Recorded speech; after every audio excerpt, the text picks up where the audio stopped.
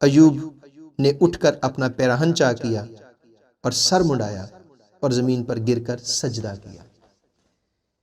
یہ ہے وہ پیک پوائنٹ جس کو ہم ذکر ہی نہیں کرتے۔ یہ تھی وہ چیز جو ایوب کو گرنے نہیں دیتی تھی، یہ تھی وہ چیز جو ایوب کو ٹوٹنے نہیں دیتی تھی، یہ تھی وہ چیز جو ایوب کے بریکنگ پوائنٹ کو آنے نہیں دیتی تھی۔ اب آپ سوچیں کہ آپ کو خبر ملے، میرے ساتھ ایسا ہوا ہے کہ کراچی میں رہتے ہوئے جب موبائل سنیچنگ ہوتی ہے تو آپ سے کوئی موبائل چھین لے تو آپ کتنی دیر تک کانپتے رہتے ہیں، آپ اپنے جو ہوش ہے وہ کھو بیٹھتے ہیں۔ ایک چھوٹی سی چیز چلی جاتی ہے اور آپ کو غم ہوتا ہے، آپ کو دکھ ہوتا ہے۔ اس کی دنیا لٹ گئی ہے، اس کا سب کچھ چلا گیا ہے، اس کے نوکر، اس کا مال مویشی، اس کا گھر بار، اس کا روپیہ پیسہ، اس کے بچے چلے گئے ہیں۔ اور اس بندے کو جب آ کے اس نے بتایا ہے تو اس نے کہا، تب ایوب نے اٹھ کر اپنا پیراہن چاک کیا اور سر مڈایا اور زمین پر سجدہ کیا۔ ایماندارو، ایک بات جو میں آپ سے کہنا چاہتا ہوں، یہودی لوگ، ہم جب کوئی مرتا ہے تو ہم زبور گاتے ہیں، دکھاں دے ویلے تیری یہوہ سنے دعا، لیکن ان کے لیے یہ زبور خوشی کا زبور ہے۔ وہ اس کے پہلے حصے پہ غور نہیں کرتے، وہ اس کے دوسرے حصے پہ غور کرتے ہیں جس میں ہے کہ عزت تیری وداوے گا یعقوب دا خدا۔ ہم پہلے پہ غور کرتے ہیں کہ دکھاں دے ویلے تیری یہوہ سنے دعا، وہ دوسرے پہ غور کرتے ہیں عزت تیری وداوے گا یعقوب دا خدا۔ جب یعقوب کا خدا ساتھ ہے تو پھر ہر ایک غم میں، ہر ایک دکھ میں، ہر ایک مصیبت میں وہ ہمارے ساتھ کھڑا ہے۔ ہم جب بھی ذکر کرتے ہیں تو ہم ایوب کی جب بات کرتے ہیں تو ہم یہ کہتے ہیں، میں نے جو سنا ہے، خداوند نے دیا، خداوند نے لے لیا، خداوند کا نام مبارک ہو۔ ہمارے جنازے کی جو عبادت ہے اس میں بھی دعائے عام کی کتاب میں یہ بات لکھی ہے کہ خداوند نے دیا، خداوند نے لے لیا، خداوند کا نام مبارک ہو۔ اس سے پہلے جو ایوب کا عمل ہے اس پہ ہم غور ہی نہیں کرتے۔ ایوب تھا کون؟ ایوب کہاں سے آیا تھا؟ ایوب خدا کا بندہ، جب ہم جو یہودی تاریخ ہے اس کو پڑھتے ہیں، ان کی تالمود کو، ان کی تارگم کو، ان کی مشنا کو، ان کی جو لیجنڈز کی بکس ہیں ان کو، ان کی تواریخ کی جو کتابیں ہیں ان کو پڑھتے ہیں تو اس میں ہمیں پتا چلتا ہے کہ ایوب تھا کون، ایوب کہاں سے آیا تھا، اور ایوب کا بریکنگ پوائنٹ کیوں نہیں تھا۔ کیا وجہ تھی کہ ایوب کو کوئی دکھ نہیں لگتا تھا، کوئی چیز اس کو خدا کی محبت سے جدا نہیں کر پاتی تھی۔ یہودی یہ بات کہتے ہیں کہ جو ایوب تھا وہ فرعون کا کاہن تھا، اور اس کی 2-3 مثالیں ہمیں کلام مقدس میں ملتی ہیں۔ جب بھی یہودی اسیری میں گئے ہیں یا غلام بن کے گئے ہیں یا کسی اور وجہ سے کسی ملک میں گئے ہیں، کیونکہ جب مصر میں گئے ہیں تو مصر میں وہ غلام بن کے نہیں گئے تھے، وہ تو وہاں پہ رہائش کرنے کے لیے گئے تھے، اور اس کے بعد پھر جب وقت گزرتا گیا تو پھر اس کے بعد وہ غلامی میں چلے گئے یا ان کو غلام بنا لیا گیا۔ لیکن جب بھی بادشاہ کسی کو غلام بناتے تھے تو ان میں سے جو اچھے ہوتے تھے ان کو وہ اچھے عہدوں پہ فائز کر دیتے تھے، جس کی ایک مثال ہمیں یوسف کی ملتی ہے۔ یوسف نے جو فرعون کے خوابوں کی تعبیر بتائی، وہ خواب جو اس نے دیکھے، اور جب اس نے خواب دیکھے کہ میں نے جو پولے دیکھے ہیں یا سٹے دیکھے ہیں اور کچھ مرجائے ہوئے ہیں، کچھ ہم اس کو جانتے ہیں اس کو، اس لیے میں اس پہ زیادہ ٹائم نہیں لگا رہا، اور میں نے جو گائے دیکھی ہیں کچھ کمزور ہیں، اور جو کمزور گائے انہوں نے طاقتوروں کو کھا لیا ہے، جو پوربی ہوا کے مارے ہوئے جو سٹے ہیں انہوں نے اچھے جو سٹے ہیں ان کو کھا لیا ہے۔ تو کسی کو اس کا جواب نہیں آیا، تو جو اس کا جو ساکی اور نانپز تھا وہ بھی آپ جانتے ہیں کہ جب ایک نے بھول گیا تھا اور ایک جو آزاد ہوا تھا، تو جب وہ پریشان ہو گیا ہے تو وہاں پہ اس نے کہا، ایک وہاں پہ جو عبری ہے یا عبرانی بندہ ہے تو وہ قید میں ہے، اس کو بلا، اس نے میرے خواب کی تعبیر بتائی تھی اور بالکل ویسے ہی ہوا تھا جیسے ہونا چاہیے تھا۔ تو اس کو بلایا گیا تو اس نے بتایا کہ 7 سال اچھی فصل ہوگی اور 7 سال اچھی فصل نہیں ہوگی اور کال پڑے گا. تو وہ ہوا اور فرعون نے یہ کہا کہ سوائے میرے تخت کے اور سوائے میری بیوی کے باقی سب تیرے اختیار میں جو تو نے کرنا ہے. اس لیے کہ وہ عقل مند تھا اور اس کو ایک سربراہی مل گئی. اس کے بعد دوسری جو مثال ہم دیکھتے ہیں وہ ہے دانییل کی، اور دانییل کو سربراہی ملی. اور اس کے بعد ہم ایوب کی مثال دیکھتے ہیں.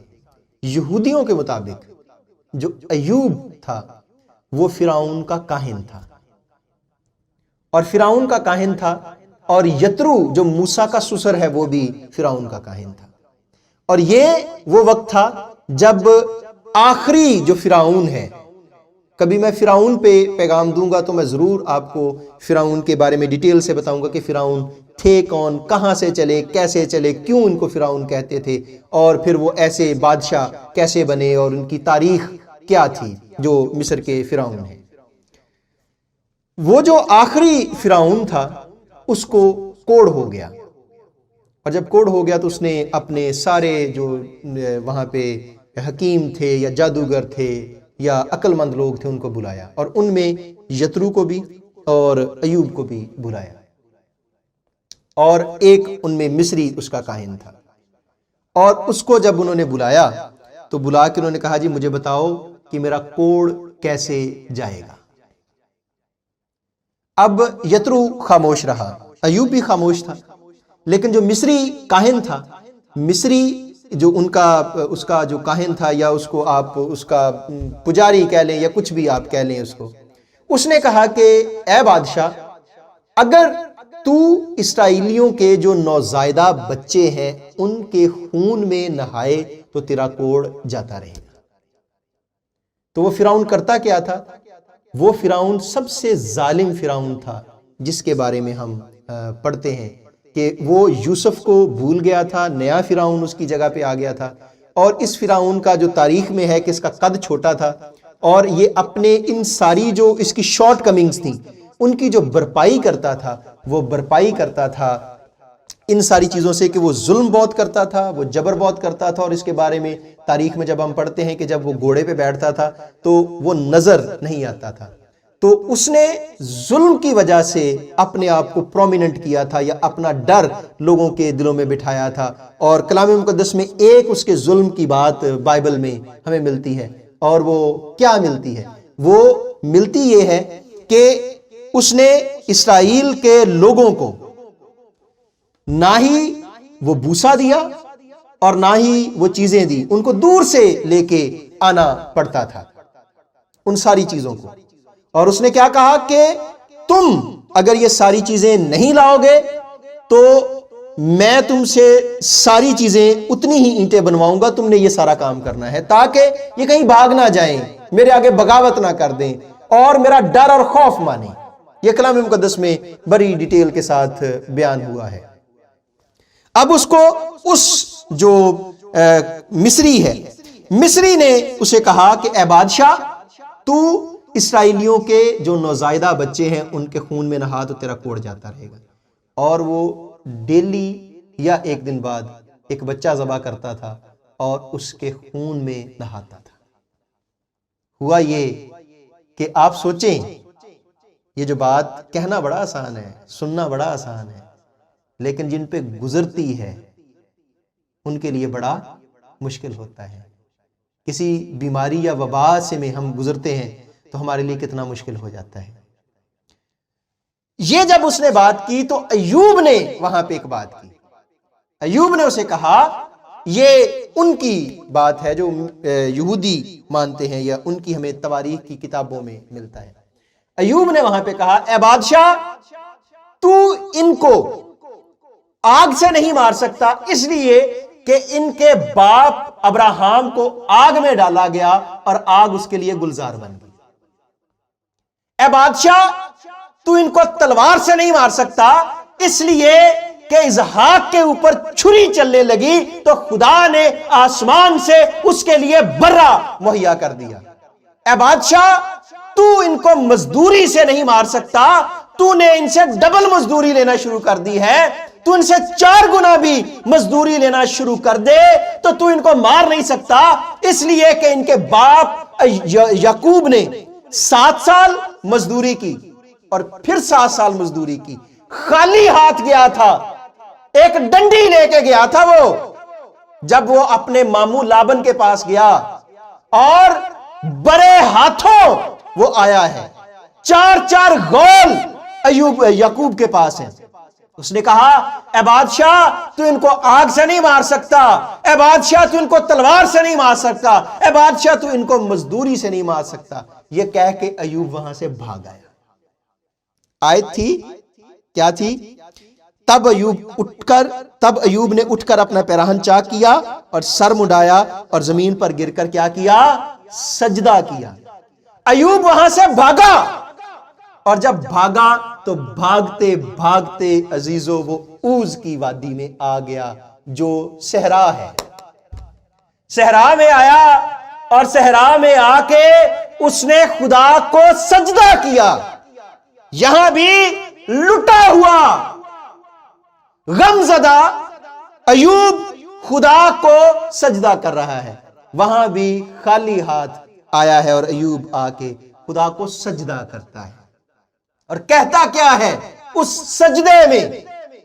वो कहता है, ए खुदावंद खाली हाथ गया तेरा बंदा अब्राहम, औलाद नहीं थी उसके पास, लेकिन ए खुदावंद तूने उसकी औलाद को आसमान के सितारों और रेत के जर्रों की मानद बना दिया, जिसके पास एक बच्चा भी नहीं था। 100 साल तक उसके पास कुछ भी नहीं था।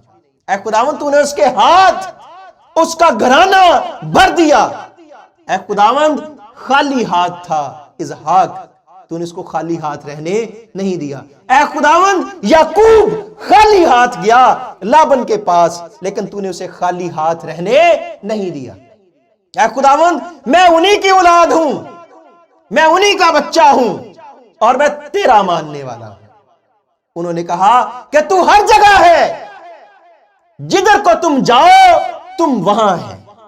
जैसे उस रात जब वो वहां पे उस पत्थर पे सर रख के तो सोया हुआ है और उसको सीढ़ी नजर आती है, एक सिरा आसमान पे एक सिरा जमीन पे है। उसने कहा ये कितनी भयानक जगह है याकूब ने, ये खुदा के आस्ताने के सिवा कोई और चीज नहीं होती। ईमानदारों, जहां पे खुदा के लोग जाते हैं वो खुदा के घर उनको बना देते हैं। कभी याकूब पे मैं बात करूंगा तो मैं डिटेल के साथ आपको बताऊंगा कि कैसे खुदा अपने लोगों को बुलाता है और कैसे खुदा के लोग खुदा के लिए काम करते हैं। उसने जब ये दुआ की तो उसने कहा कि खुदावंद तूने उन्हें खाली हाथ नहीं रहने दिया। जब वो खाली हाथ वहां से भागा, खुदा को सजदा किया और पहले बाब की जो पहली आयत में खुदा ने उसके हाथों को, उसकी सारी चीजों को भर दिया। और हम क्या पढ़ते हैं कि उसके यहाँ 7 बेटे 3 बेटियां, उसके पास 7,000 बेड़े और 3,000 ऊंट, 500 जोड़ी बैल और 500 गधियां और बहुत से नौकर चाकर। मैं कभी कभी सोचता हूं कि सहरा में इतना चारा उनके पास कैसे आता होगा, सहरा में इतना पानी कहां से आता होगा उनके पास।